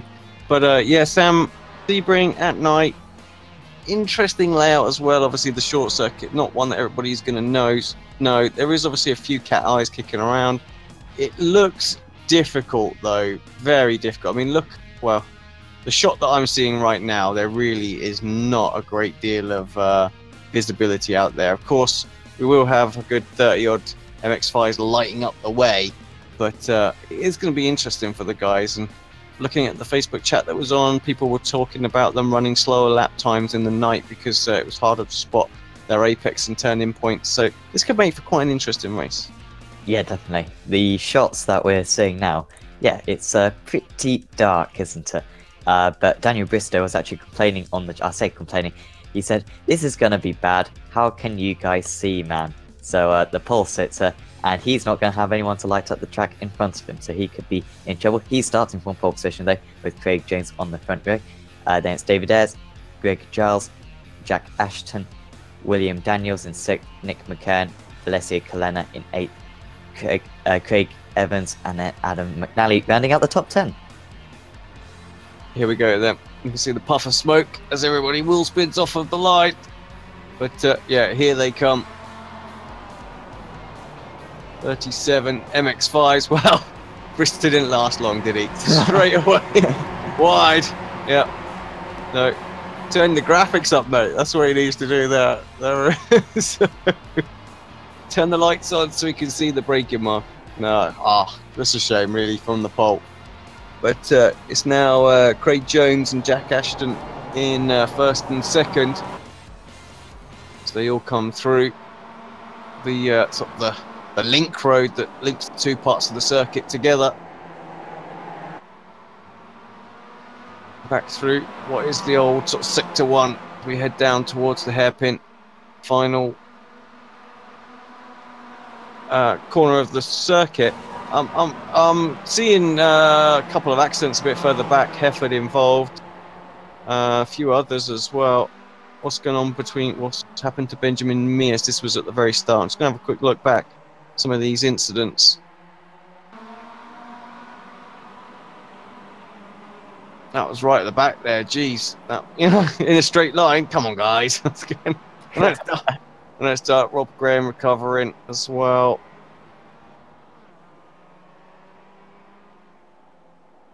What happened to I was trying to find out what happened to Hefford as well, where he went off track. Let's see this one. I think a few cars got involved in that.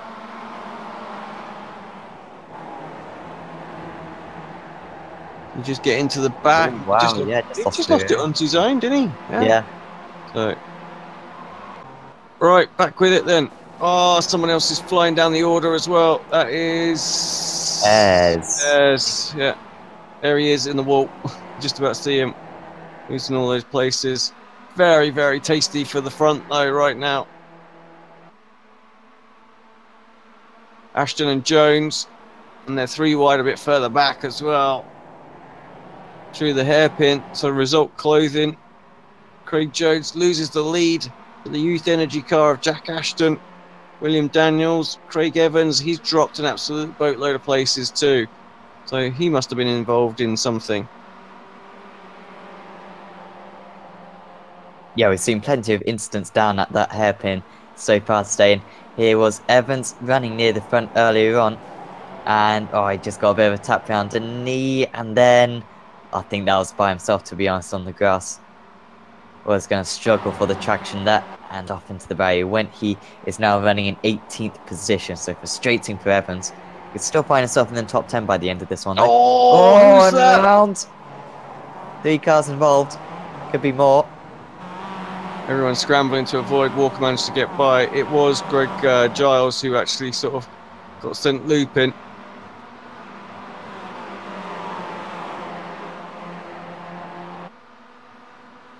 William Daniels, he looked quite quick earlier on, didn't he? In third place now, hunting down Craig Jones. But he's got McCarran to the outside that he's going to have to deal with. Look at the discs, glow, the braking. Imagine that's exactly what it'd be like as well at night. No matter what car you are, they're still going to produce that kind of heat. As Kelowna has McNally all over him as well. Good opportunity for him to get a top 5. Ashton put in fastest lap of the racing as well, so he's stretching out that lead at the front right now. Exactly what he needs to do while these guys are battling behind. Yeah, I haven't seen too much of Ashton so far today, so it'll be interesting to see what his pace is like. And McIntyre, right there as well. Yep, up 8 positions from his start. That's sluggish by his standards, but he could be up 9 any corner now, potentially past Kelowna. But although that's not going to be easy because Kelowna is usually very, very quick. Yeah, Brian Holmes mentioned on the chat that Jack is flying. Indeed. But which Jack do you mean? McIntyre? Or do you mean Ashton? Because McIntyre went up 19 spots in race 2 in lap 1. Just ridiculous. Oh, he nearly missed his braking point there, I think. Just did everything he could to try and avoid hitting Alessio McCarran. I think made Kelowna just sort of change his braking line. Now Williams on Jones. Gonna have to go round the outside of the second of the 2 hairpins. Not quite as tight, and if you can maintain the outside line, you do get the better run, and that's exactly what's happened there. Karen now all over the back of Jones, and look at the battle behind. McNally trying to get on Kelowna. Two wheels and spinning. Oh, and that's a disqualification, and all hell is breaking loose. Through the outside there. That was 3 in 1, really didn't go, did it? And no quarter given by anyone. Someone's retiring. I'm not sure who that is. Is that Jamie Ayres? There's again. How has he had that kind of luck tonight? You know, the first race, of course, he got spat off going just before he went across the start-finish line to win. And then again there as well, obviously with a bit of damage. A couple more cars off as well in that. And actually involved in that was Jack McIntyre. He's down into P10 now. Still going though, so yeah, he's still going to gain a few positions. Got a little bit of damage, but nothing too major. So still this battle continues between McCarran and Jones. Brian was alluding to Ashton. Has got good lap times out there in the 13s right now. Maintaining that as McIntyre pulls off that overtake again round the outside. Seems to work really well if you can get there, get a much better exit. He's now going to try and set his sights on William Daniels. I think they've been quite close in pace tonight, so that'll be interesting to see if McCarran can close that gap up. It's 1.89 seconds at the moment, so that's going to be interesting. And of course, if he can close up, I think Daniels will slowly close in on Ashton as well. 2/10 quicker the last lap time. So top 3 are all going to be, I think they're going to come together right at the end here. Let's keep an eye on that over the next few laps. Jack Regan and McIntyre, they're close. Up 6 spaces for McIntyre, 14 for Regan, so he's charging through. And of course, McIntyre might be carrying a bit of damage now as well. Steve Hefford and Alex Cherney, they've just had a little battle in the hairpin as well. Cherney coming out on top of that one, as far as I can tell. I need to switch back to this battle because, again, they go side by side. Yeah, Smith up into 4th, and he could be dangerous maybe for the race because he's only 4 seconds off the race lead. So with the pace he's been showing today, he's going to be at least half a second a lap faster than Ashton. Really watch out for Anwar Smith in this one to maybe get his first race victory of the day, because was 2nd in race 1. But hasn't really contended with the podium finishes since then. Yeah, this is opening up very nicely for him at the moment. Currently, Daniels is over half a second a lap faster than Ashton, so he's going to catch. Whether or not he's going to pass is another matter. McCarran was a little bit slow on that lap, and you can see Smith closing in straight away on him.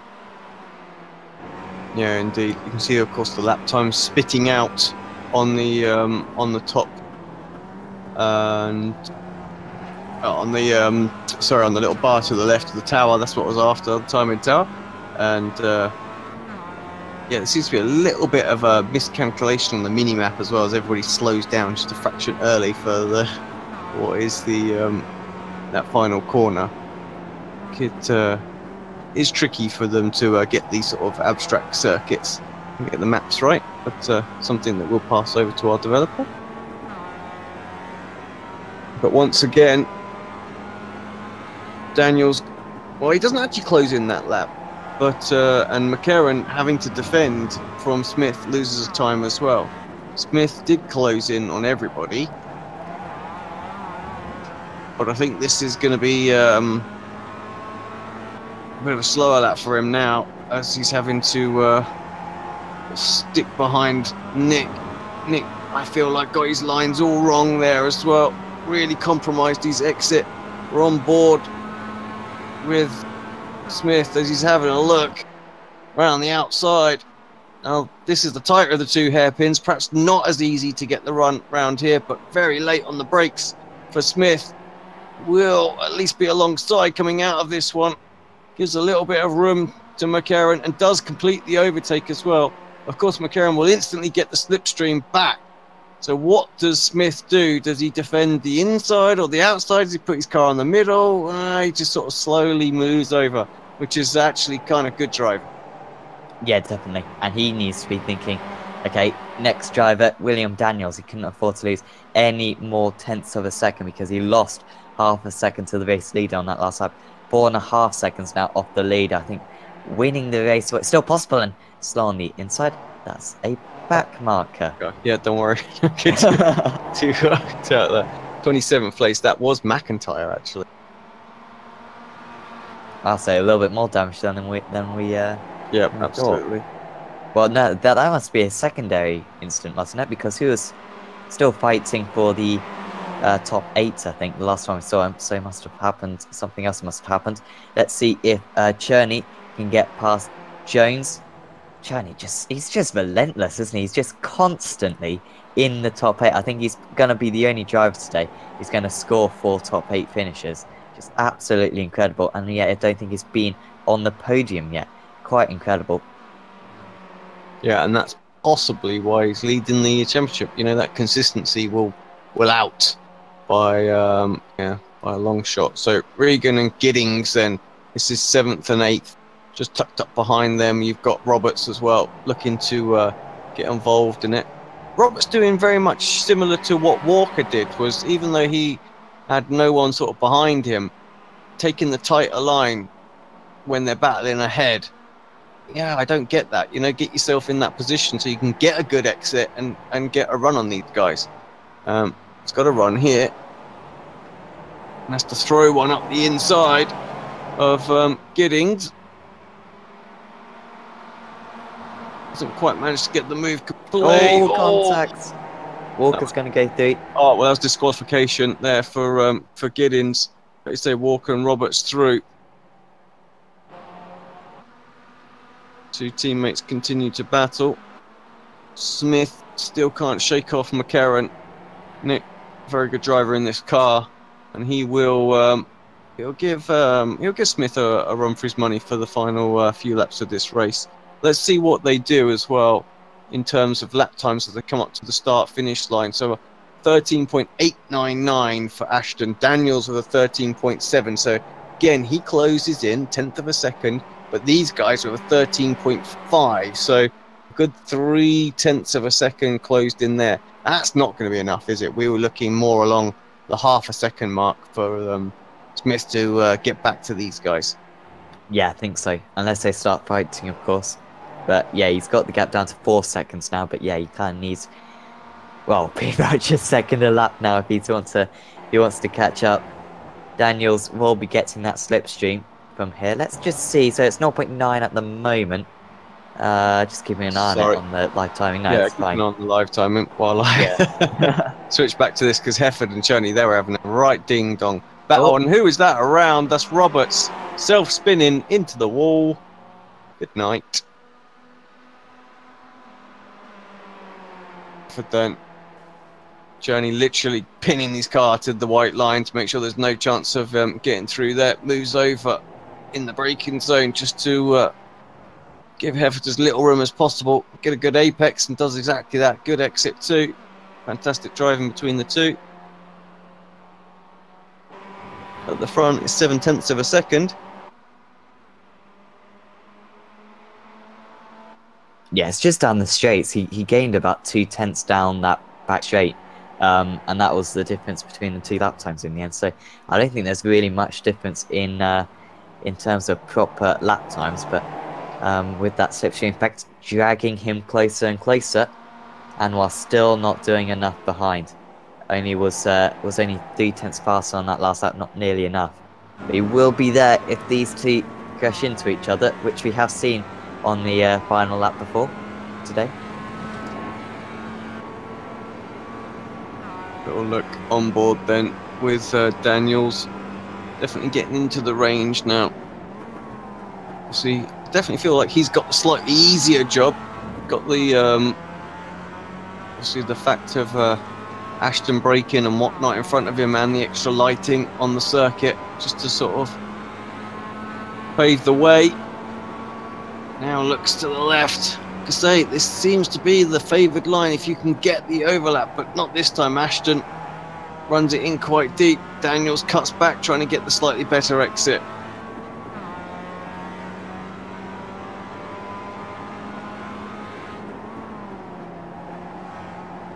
Both drivers just a bit turning, just a little bit too tight through. I don't think what corner that's called. I gave up on that in race 1, trying to name all the corners. Also, there's a lot of kinks around here, isn't there? So it's difficult to really say. It's a famous enough corner, but I just can't remember the name of it for the life of me.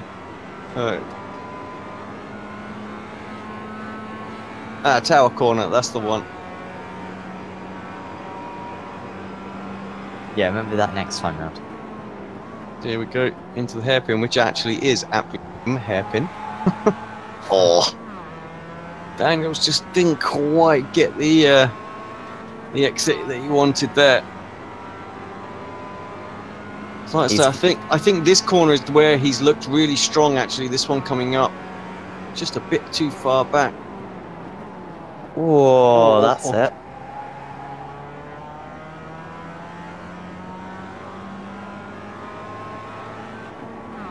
Yeah, I think any hope he had before that Totally gone now. Yeah, totally gone. On Briggs. Well, it wasn't that he necessarily was too deep. It's just Ashton was a lot earlier on the brakes. Cherney still fancies his chances against McCarran.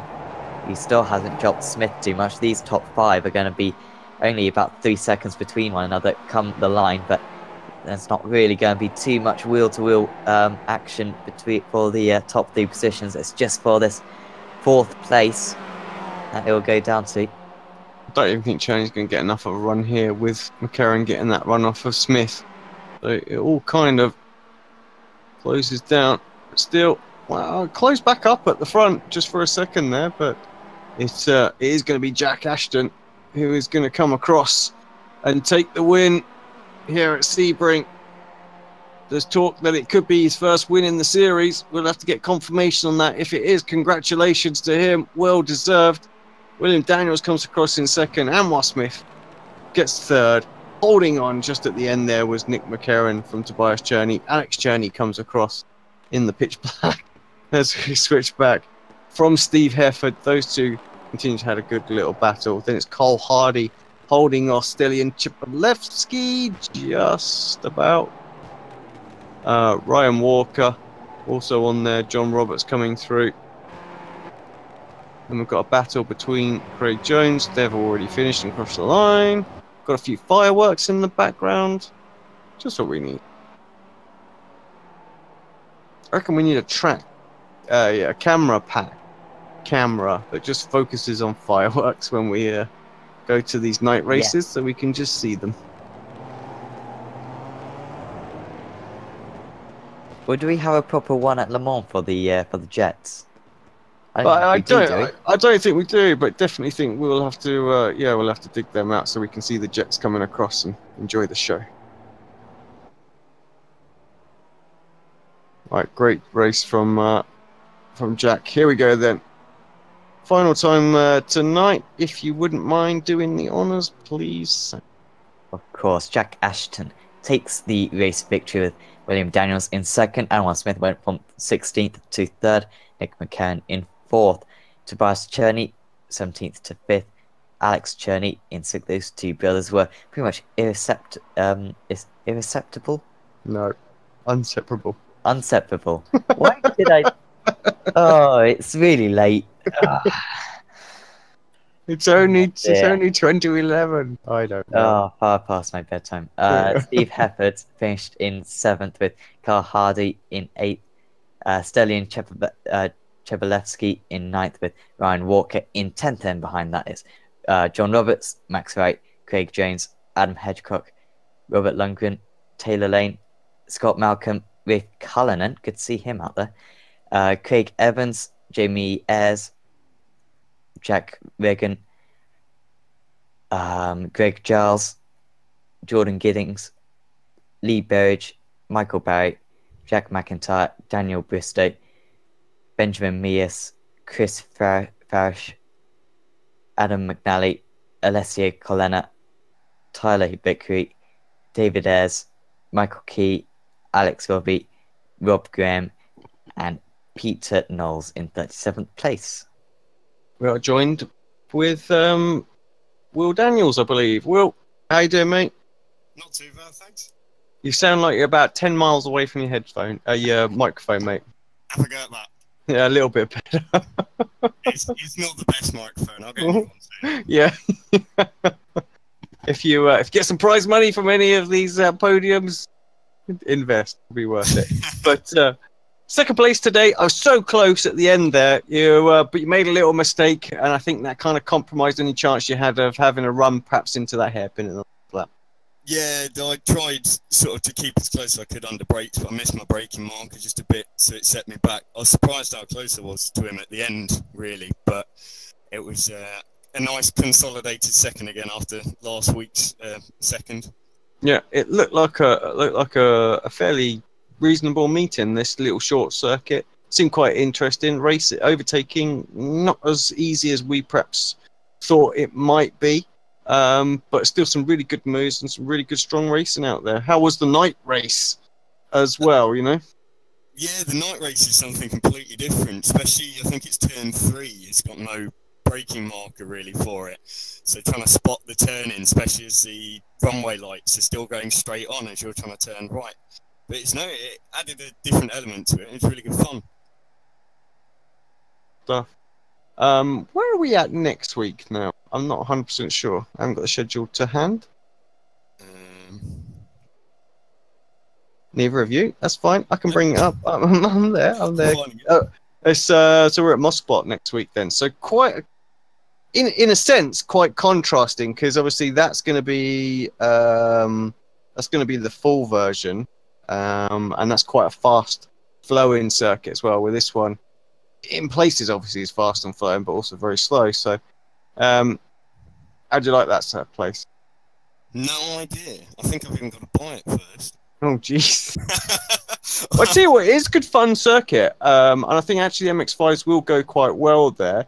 Quite a long back straight that definitely are gonna, MX5 is gonna get some sort of run on, and that final sector is very, very. It sort of sweeps around, and there's a couple of lines that you can take, and I wouldn't mind betting that we're going to see some 2 wide, maybe even 3 wide through the last 3 corners of that circuit. So it should be good. Yeah, no, I'm looking forward to it. I'll learn it throughout the week, and we'll get there and see how we go. It's what I did with this one. Yeah, dude. Any shout-outs you want to give before we let you go? Yeah, no. Craig at NLR has been brilliant support throughout the couple of weeks I've been with him. V-Racer also supporting him behind the background. So it's been a really, really good fun so far, and hope the season keeps going as it is at the moment. Yeah, awesome stuff. Well, another second place today for you again. So let's. I'm pretty sure I said this last time. Let's see if you can go one further the next time. I'll have a go. All right, mate. All the best of luck on that. Cheers. See you then. Thank you. Let's bring Ryan Walker in. I just want to point out as well, Sam, do you know who? Because as the server admin, I sometimes don't get the relevant names on the interview channels below. I've got YOLO179. I have that as well, yes.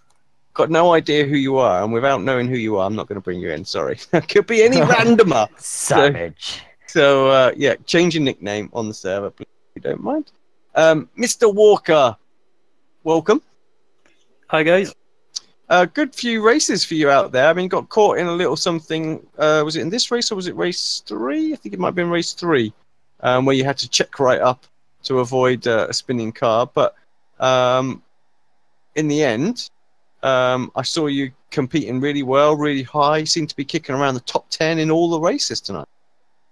Yeah, quite surprised to be honest, but I've just been doing some more practice with the Mazda, and also I was using Auto Blip before, which was costing me some time, and then I just basically decided that road at Lud, I think it was, or the next round after that, just to start using my shifter and getting some practice in. And yeah, it's definitely paying off, and I think the results I got tonight reflects that.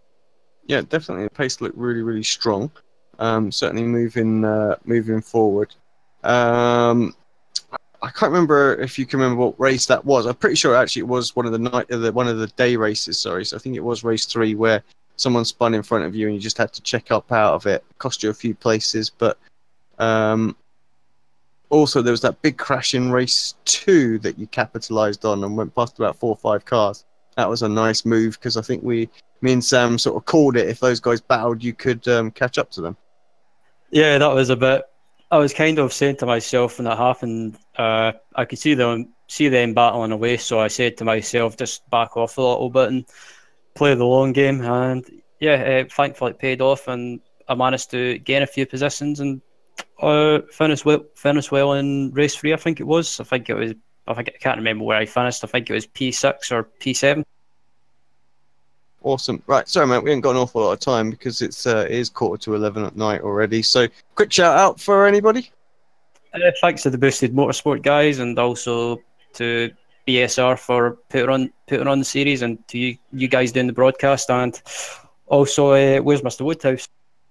I know, where's Woody? So, my hero.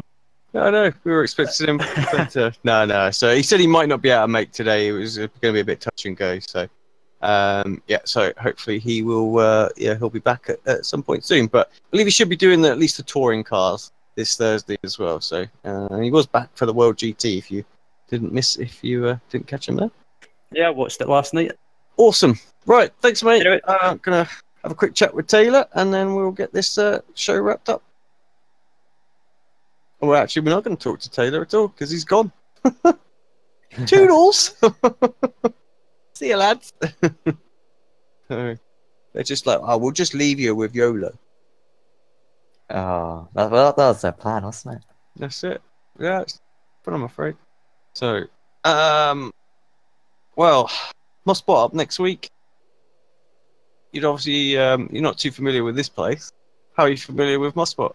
For the first time, I actually know that circuit. I don't think I'm going to be. I mean, how do you not know Silverstone? Well, you're not. But how did you not even know where to go on Silverstone? What? I should have picked up that layout. I should have picked that up a long time ago. Everybody knows every layout. Stone. But that doesn't exist anymore. Remember when that existed? I was 8. 8. Yeah. Okay, make me feel old. Why don't you? Time to go, I think, everybody. Youngsters. Right. Thanks very much, Sam, for covering for Chaz, who, of course, will be back once he's all moved house and settled back in as well. Tomorrow night is the Le Mans series. You doing that one, buddy, or? Nope. That will be Marco and Joe doing that one. Marco and... Don't think Joe's doing it this week, is he? Didn't he say that he couldn't do it? Well, someone said they couldn't do it this week. Oh, so, maybe. Oh, anyway, so we'll have to double check on that one. Yeah, so that's on Wednesday. Thursday's return of BSR TC. Friday is an actual night off for us here at Apex. I'm hearing it's Bell Island next week as well. Does that mean they changed the circuit from the Facebook post? for this series, or Yeah. Someone's saying it's Bell Island. So well, I know it's BSR GT is Bell. okay, fine.